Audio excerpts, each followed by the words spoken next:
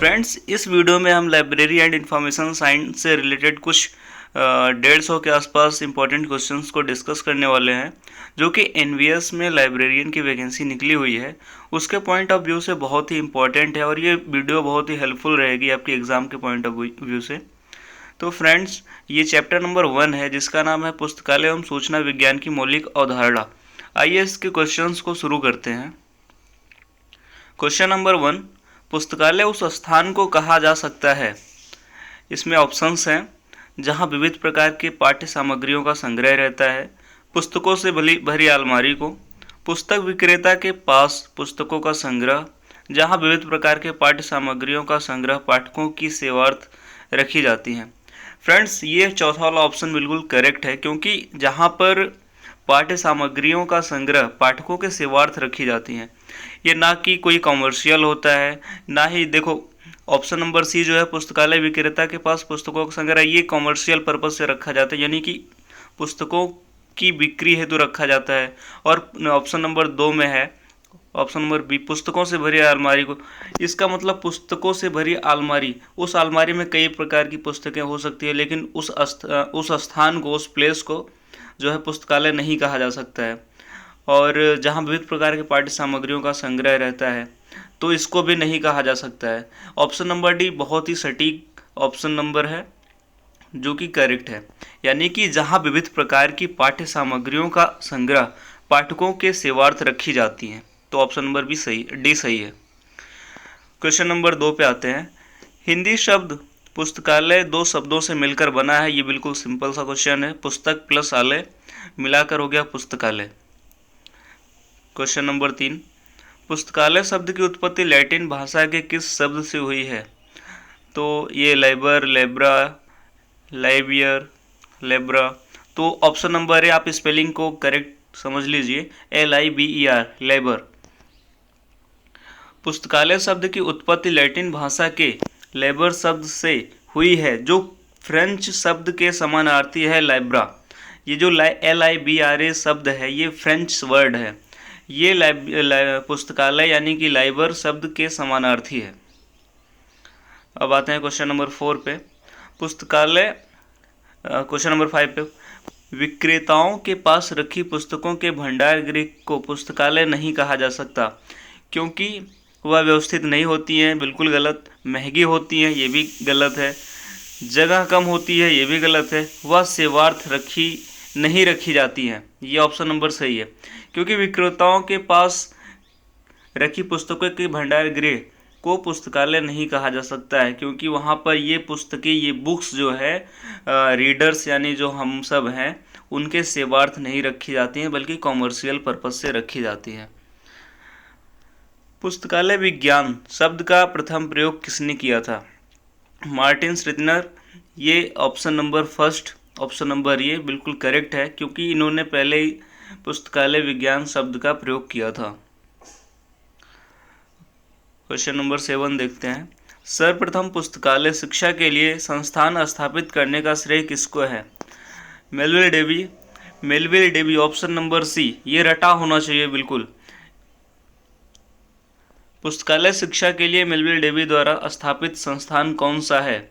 ये school of library economy, ये Melville Davy ने इसकी स्थापना की थी, इस संस्थान की स्थापना की थी, जो कि पहला संस्थान है पुस्तकालय शिक्षा के लिए। क्वेश्चन नंबर 9, पुस्तकालय शिक्षा के लिए मेलविल डेवी द्वारा स्कूल ऑफ लाइब्रेरी इकोनॉमी की स्थापना किस वर्ष की गई थी। तो 1887 में की गई थी। भारत में पुस्तकालय शिक्षा प्रारंभ करने का श्रेय किसको है। तो ये ऑप्शन नंबर ए। अभी आप कोई भी लाइब्रेरी से रिलेटेड पुस्तक, कोई भी बुक खोलेंगे तो उसमें सबसे ज़्यादा इन्हीं का नाम है, अगर स्टार्टिंग में देखा जाए तो, क्योंकि भारत में जो है पुस्तकालय शिक्षा का प्रारंभ करने का श्रेय इन्हीं को जाता है, सियाजीराव गायकवाड़ सेकंड को। आते हैं क्वेश्चन नंबर 11 पे। भारत में पुस्तकालय शिक्षा प्रारंभ करने के लिए बड़ौदा नरेश द्वारा किसे भारत बुलाया गया था। तो ये रटा होना चाहिए क्वेश्चन, इसमें कोई ट्रिक लगाने की जरूरत नहीं है, W.A. Borden. Question number 12, Bharat में पुस्तकालय आंदोलन का जनक किसे माना जाता है। ये ऑप्शन नंबर ए बिल्कुल करेक्ट है। एंड सन 13 क्वेश्चन है। सन 1915-1916 में किसके द्वारा पंजाब विश्वविद्यालय में पुस्तकालय विज्ञान शिक्षा में डिप्लोमा कोर्स शुरू किया गया था? जो जॉन डिकिंसन है 1915 और 1916 में भारत आए थे और इन्हीं के द्वारा पंजाब विश्वविद्यालय में पुस्तकालय विज्ञान शिक्षा में डिप्लोमा कोर्स शुरू किया गया था। Question number 14, W.A. बोर्डन और जॉन डिकिंसन ये मेलविल डेवी के शिष्य थे और आप जान रहे होंगे मेलविल डेवी कितने बड़े विद्वान थे जिन्होंने library school of library economy की स्थापना किया। तो ये उनके शिष्य थे, W.A. Borden and John Dickinson. Bharat में पुस्तकालय विज्ञान का जनक किसे कहा जाता है? ये हर किसी को याद होगा, भूलने वाला क्वेश्चन नहीं है ये, डॉक्टर S.R. रंगनाथन। और भारत में बिलीप कोर्स प्रारंभ किस विश्वविद्यालय द्वारा कब और कहाँ किया गया था? क्वेश्चन नंबर 16 देखते हैं। भारत में बिलीप कोर्स प्रारंभ किस विश्वविद्यालय द्वारा और कब किया गया था? तो ये ऑप्शन नंबर ए जो है अलीगढ़ मुस्लिम यूनिवर्सिटी 1947, ये याद होना चाहिए। बिलीव करने वाले लोगों को तो खासकर याद होना चाहिए क्योंकि बिलीव के बारे में सबसे पहले बिलीव जो है अलीगढ़ मुस्लिम यूनिवर्सिटी ने स्टार्ट किया था 1947 में। क्वेश्चन नंबर 17 जो है भारत में एमलिब कोर्स प्रारंभ किस विश्वविद्यालय द्वारा और कब किया गया था? तो ये ऑप्शन नंबर डी पे आते हैं, दिल्ली विश्वविद्यालय 1949 में। भारत में एमफिल कोर्स प्रारंभ सर्वप्रथम किस विश्वविद्यालय ने किया था? तो ये भी ऑप्शन नंबर डी पे आते हैं, एमफिल दिल्ली विश्वविद्यालय, एमलिब दिल्ली विश्वविद्यालय, बस सन अलग अलग है। जो एमफिल है जो एमलिब है वो 1949 में हुआ था और एमफिल का कोर्स जो है 1978 में हुआ था। सन चेंज है, यूनिवर्सिटी सेम है। पुस्तकालय विज्ञान पर मार्टिन श्रेतनिगर की पहली पाठ्यपुस्तक कब प्रकाशित हुई थी? 1880 में हुई थी, याद कर लीजिए 1880।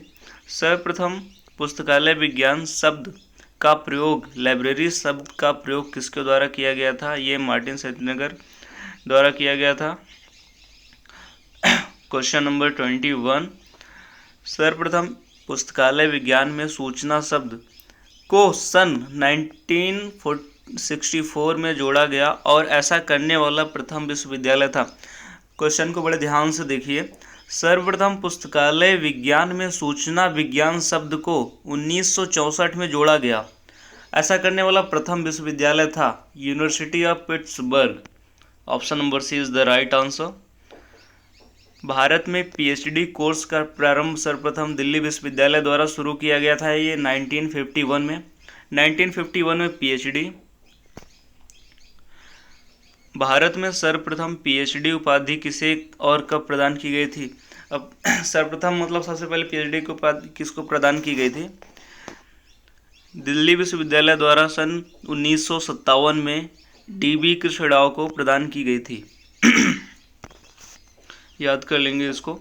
सन 1957 ईस्वी में डीबी कृष्णराव को डॉक्टर रंगनाथन के निर्देशन में शोध कार्य शीर्षक के लिए पीएचडी की उपाधि प्रदान की गई थी, facet analysis and depth of agriculture classification. Option number B is the correct answer. जो डीबी कृष्णराव थे इनको पीएचडी की उपाधि प्रदान की गई थी डॉक्टर रंगनाथन के निर्देशन में और उसका शीर्षक था face it analysis and depth of agriculture classification. सर्वप्रथम पुस्तकालय विज्ञान में पीएचडी की degree London school of economics द्वारा 1935 में शोध शीर्षक ऑब्लिक कार्य के लिए प्रदान की गई थी। तो option number A is the right answer, the public library service under English local government. ये जो लंदन स्कूल ऑफ इकोनॉमिक्स इसका शीर्षक था जिसमें पीएचडी की डिग्री प्रदान की गई थी 1935 में, उसका शीर्षक था the public library service under English local government. Question number 26, Melvil Dewey का जन्म निवास शहर में कब हुआ था? 10 दिसंबर 1851 में हुआ था। क्वेश्चन नंबर 27, पुस्तकालय वर्गीकरण का जनक कहा जाता है? जो library classification, father of library classification, इसका जनक मेलविल डेवी हैं। 28 क्वेश्चन, मेलविल डेवी के प्रयास से 1876 में अमेरिकन लाइब्रेरी एसोसिएशन ALA की स्थापना हो सका, जिसके वो सचिव रहे। अब ये मेलविल डेवी ने इसके प्रयास से 1876 में जो है अमेरिकन लाइब्रेरी एसोसिएशन ALA की स्थापना हुई। अब क्वेश्चन ये भी पूछता है ALA यानी कि अमेरिकन लाइब्रेरी एसोसिएशन की स्थापना कब हुई थी। आप इसको याद रखेंगे, ALA की स्थापना 1876 में हुई थी मेलविल डेवी के प्रयास से, जो कि 1876 से 1890 में वे उनके सचिव रहे। ALA यानी कि अमेरिकन लाइब्रेरी एसोसिएशन के सचिव जो है मेलविल डेवी रहे, जिनके प्रयास से उसकी स्थापना हुई। अब क्वेश्चन नंबर 29, मेलविल डेवी के प्रयास से 1876 में अमेरिकन लाइब्रेरी एसोसिएशन की स्थापना हो सका, जिसके वे अब सचिव और अध्यक्ष अलग अलग होता है। सचिव जो है वो 1876 से 1890 तक रहे और अध्यक्ष जो है 1890 से 1893 तक रहे।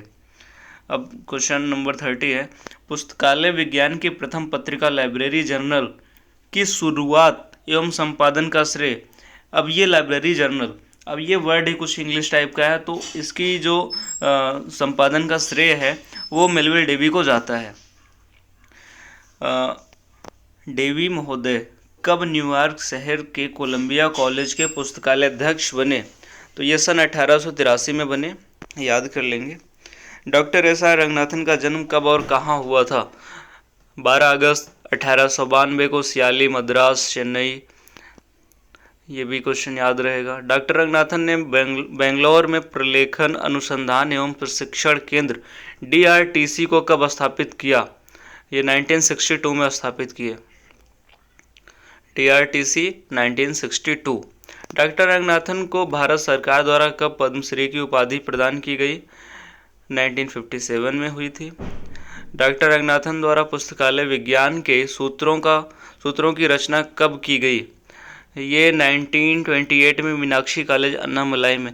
मतलब कि ये जो पुस्तकालय विज्ञान के सूत्रों की रचना, ये जो 5 सूत्र हैं, books for all, books for use, पुस्तकालय एक वर्धनशील संस्था है, प्रत्येक पाठक को उसकी पुस्तक, प्रत्येक पुस्तक को उसकी पाठक, पाठक का समय बचाओ, ये सब जो पुस्तकालय विज्ञान के सूत्र हैं, इनकी रचना जो है 1928 में मीनाक्षी कॉलेज अन्नामलाई में हुई थी। पुस्तकालय विज्ञान के 5 सूत्र का पुस्तक के रूप में प्रकाशन 1931 में हुआ था, ये याद होना चाहिए। डॉक्टर रंगनाथन द्वारा कोलन क्लासिफिकेशन यानी कि CC क्लासिफिकेशन की रचना कब की गई थी? 1933 में। डॉक्टर रंगनाथन द्वारा क्लासिफाइड कैटलॉग कोड CCC की रचना कब की गई थी? 1934 में हुई थी। डॉक्टर रंगनाथन द्वारा प्रोलेगोमेना टू लाइब्रेरी क्लासिफिकेशन की रचना 1937 में हुई थी। इसको आप एक कॉपी में लिख लेंगे अच्छे से। ये जो है डॉक्टर रंगनाथन द्वारा थ्योरी ऑफ लाइब्रेरी कैटलॉग की रचना, ये भी इम्पॉर्टेंट है, 1938 में। डॉक्टर रंगनाथन द्वारा हेडिंग्स एंड कैनन्स की रचना 1955 में। अब ये सबसे मोस्ट फेमस क्वेश्चन जो है, कई बार रिपीटेड क्वेश्चन, ये है लाइब्रेरियंस डे कब मनाया जाता है? तो ये on the birth of doctor Ranganathan 12 अगस्त को मनाया जाता है। Option number is right. किस वर्ष रंगनाथन की जन्म शताब्दी मनाई गई? In which year Ranganathan's birth century was celebrated? तो ये 1992 में मनाई गई। ओ सॉरी, हम लोग कहाँ पहुँचे थे?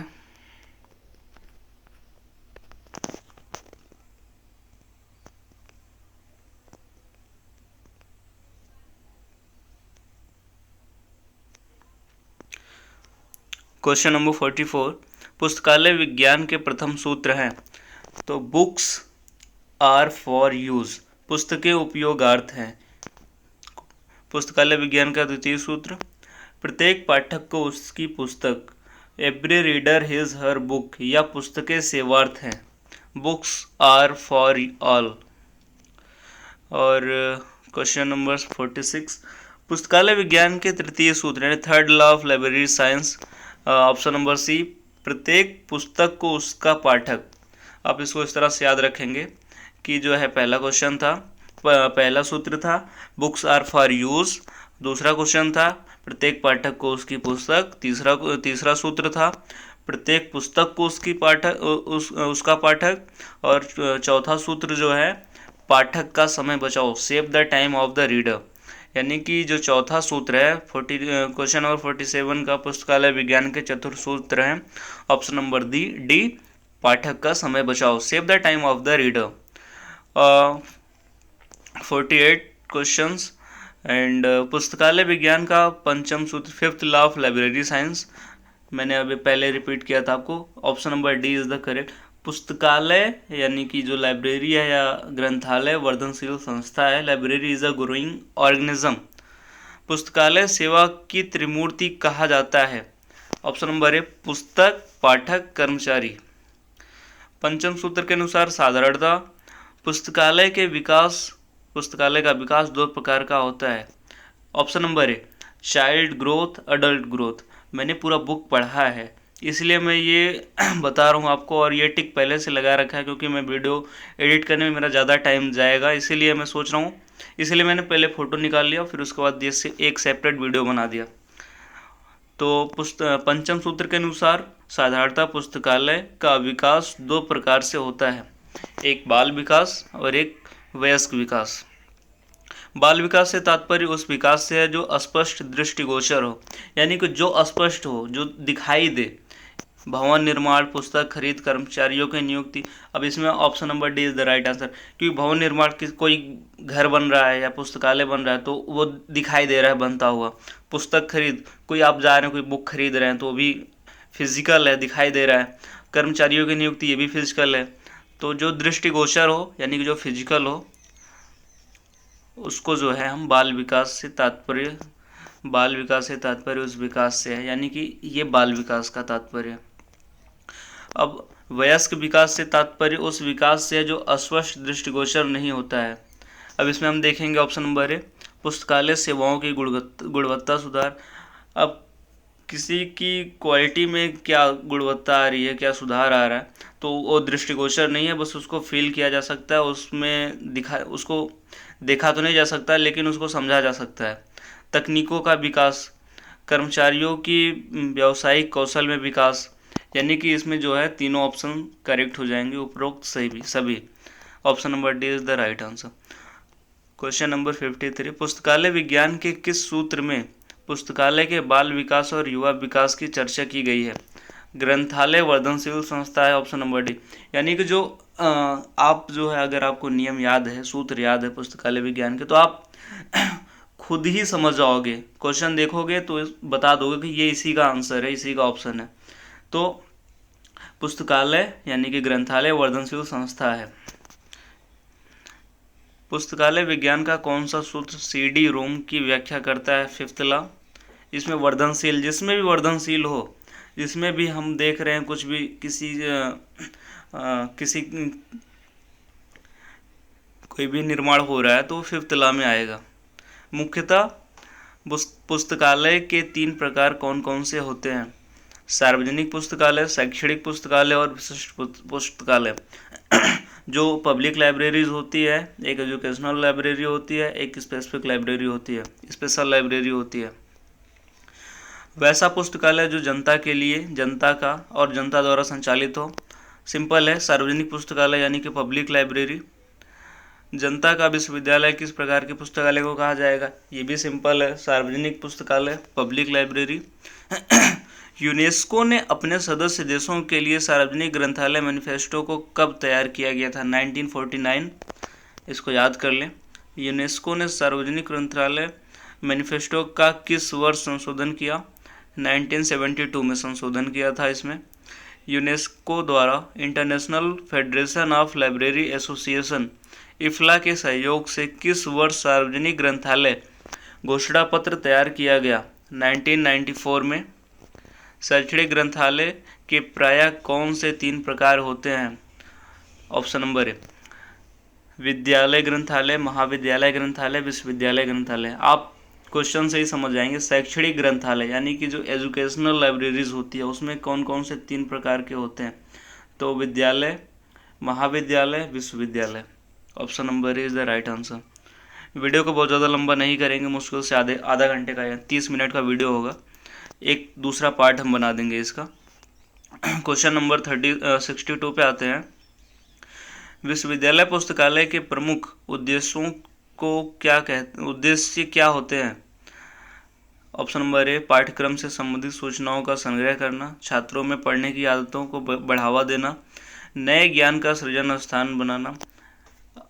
विद्यालय पुस्तकालय के प्रमुख उद्देश्यों क्या होते हैं, उद्देश्य क्या होते हैं? तो आप ये पढ़ के समझ सकते हैं, ये विद्यालय के प्रमुख उद्देश्य हैं। विद्यालय पुस्तकालय को इन स्तरों पर विभाजित किया जा सकता है: प्राथमिक विद्यालय पुस्तकालय, माध्यमिक विद्यालय पुस्तकालय, उच्च विद्यालय पुस्तकालय, उच्चतर विद्यालय पुस्तकालय। Option number A correct answer. Question number 64, विश्वविद्यालय ग्रंथालय विश्वविद्यालय का हृदय स्थल होता है, यह कथन किसका है? तो CD देशमुख ने कहा था ऐसा। कलकत्ता पब्लिक लाइब्रेरी की स्थापना कब हुई थी? 1836 में, काफ़ी पहले हो गई थी। Question number 66, Calcutta public library को इंपीरियल लाइब्रेरी में कब मिला दिया गया? 1902 से 1903 ईस्वी के अंतर्गत मिलाया गया था इसको। राष्ट्रीय पुस्तकालय की स्थापना का प्रावधान भारत के संविधान की धारा 62 के अंतर्गत संघीय सूची के किस परिशिष्ट में है? 7वें परिशिष्ट में है। इंपीरियल लाइब्रेरी को कब राष्ट्रीय पुस्तकालय घोषित किया गया था? 1948 में। सन 1948 इंपीरियल लाइब्रेरी को राष्ट्रीय पुस्तकालय घोषित किया गया तथा तत्कालिक शिक्षा मंत्री अबुल कलाम आज़ाद द्वारा इसे सभी भारतीय के लिए कब खोला गया? तो ऑप्शन नंबर बी, 1 फरवरी 1953 में। Question number 70, imperial library of India को सर्वप्रथम कब मेटकाफ हॉल में जनता के लिए खोला गया? 30 जनवरी 1903 में।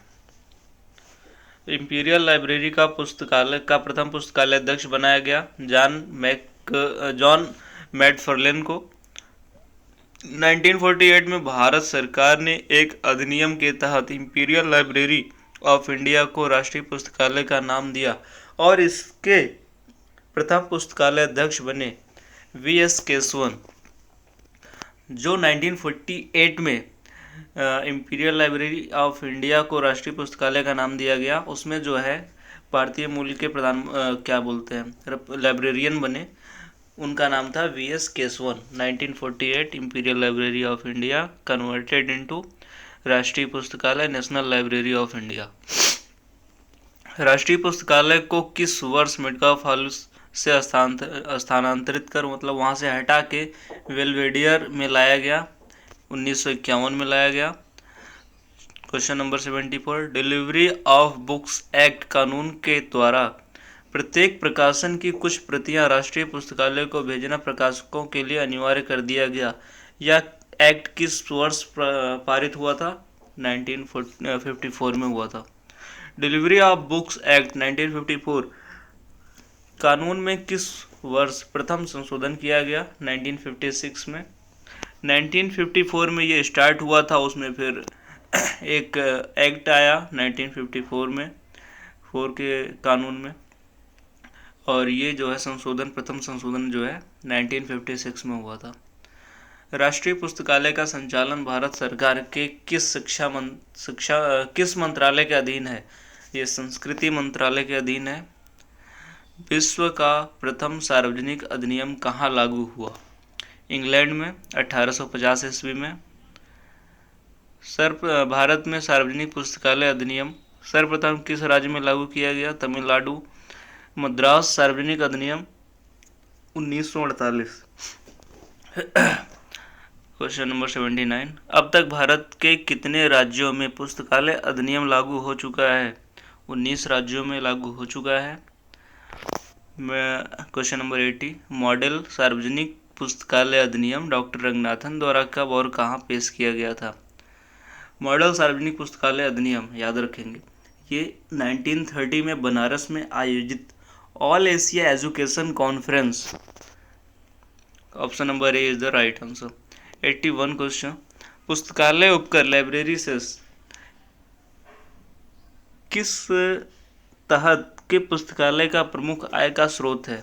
सार्वजनिक पुस्तकालय, लाइब्रेरी से इसका मतलब आप समझ लो, उपकर का मतलब जैसे चंदा देना होता है, उसी तरह से है। सार्वजनिक पुस्तकालय में लोग अनुदान करते हैं, तो सार्वजनिक पुस्तकालय पब्लिक लाइब्रेरी उसी अनुदान पे चलती है।